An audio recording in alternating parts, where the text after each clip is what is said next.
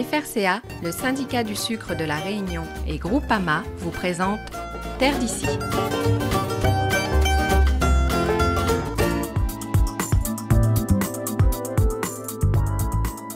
Cultivés de manière naturelle, ces chouchous magnifiques sont le fruit du travail de Sergio Victoire et de ses employés. Agriculteur à Salazie, Sergio s'est converti au bio depuis quelques années maintenant.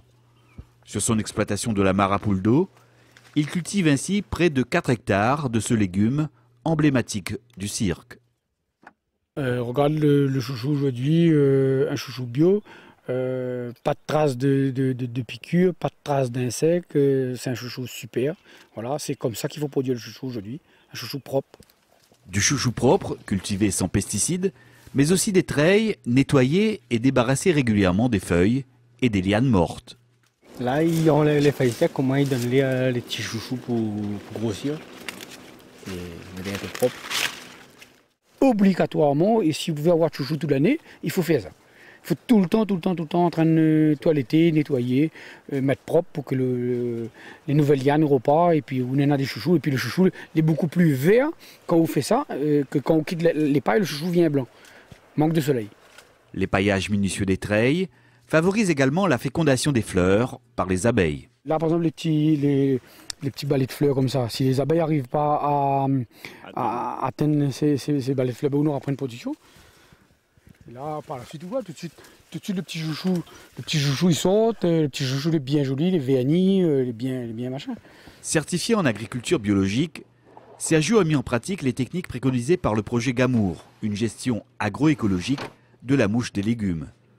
Outre l'enherbement des parcelles, qui permet le développement des insectes auxiliaires, il utilise aussi des pièges spécifiques contre les mouches nuisibles.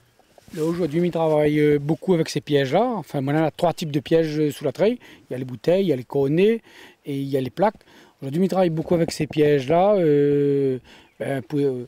Et puis, un seul modèle de piégeage, à un moment donné, peut-être on dirait les habitués. Donc on est obligé de mixer les 3-4 types de piégeage pour attraper le maximum de mouches. Et ça, c'est quand même intéressant, ce modèle-là.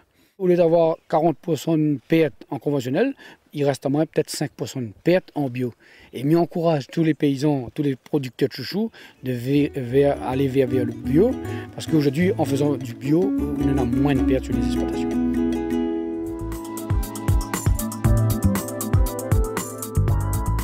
Agriculteur à Salazie, Sergio Victoire s'est converti au bio depuis quelques années. Sur son exploitation de l'Îlette à Vidotte, il a mis en place un verger d'agrumes avec comme principale variété la temple et le tangor, dont la récolte s'annonce déjà prometteuse. Voilà, ça c'est la tangor pays cultivée en bio. Et voilà un petit peu comment ça se présente. L'enherbement pareil, mais quitte tous les herbes à l'intérieur, taillées à la débroussailleuse, pour favoriser justement les auxiliaires à faire ce travail. Voilà, le produit quand même n'est pas si vilain. C'est très magnifique le produit. Le produit il est bien calibré. Des tangors bien calibrés et juste à côté, de belles temples tout aussi appétissantes. Il est très difficile à voir la différence entre le temple et la tangor. Hein. Si on regarde comme ça, là, à vue d'œil, on va dire ça c'est un tangor, mais c'est un temple. La temple, c'est un produit, c'est un mixage de mandarine et de tangor pour que la peau, et on peut, voilà. Par exemple, là, on peut éplucher facilement le temple par rapport à la tangor, parce que la peau est beaucoup plus épaisse. Donc c'est ça qui fait les pépiniéristes aujourd'hui, ils se sont penchés sur la tempe pour justement peut-être le consommateur il en y allait éplucher la tangor, donc il était plus utilisé en jus et aujourd'hui la tempe peut-être sera plus utilisée en fruits dessert. Consommés en jus ou en dessert, les temples et les tangors sont produits ici de manière biologique. Sergio met ainsi un point d'honneur à cultiver des fruits de qualité. Comme on a commencé à faire le chouchou bio en bas, je me dis pourquoi pas essayer dans les vergers d'agrumes. Aujourd'hui le résultat est là. On quitte l'enherbement à l'intérieur comme ça pour la faune auxiliaire.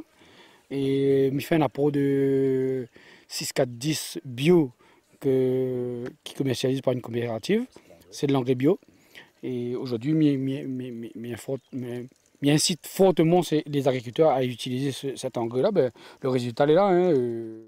Aujourd'hui, Sergio peut être fier. À force de courage et de persévérance, il a réussi à transformer ce terrain escarpé et vertigineux en un magnifique verger. Souvent, les gens, quand ils viennent ici, et ils apprécient vraiment le travail que je fais, et ils disent, moi, ben, c'est l'agriculture de l'extrême, comment arriver à un résultat comme ça, mais c'est en forgeant qu'on vient en forgeron.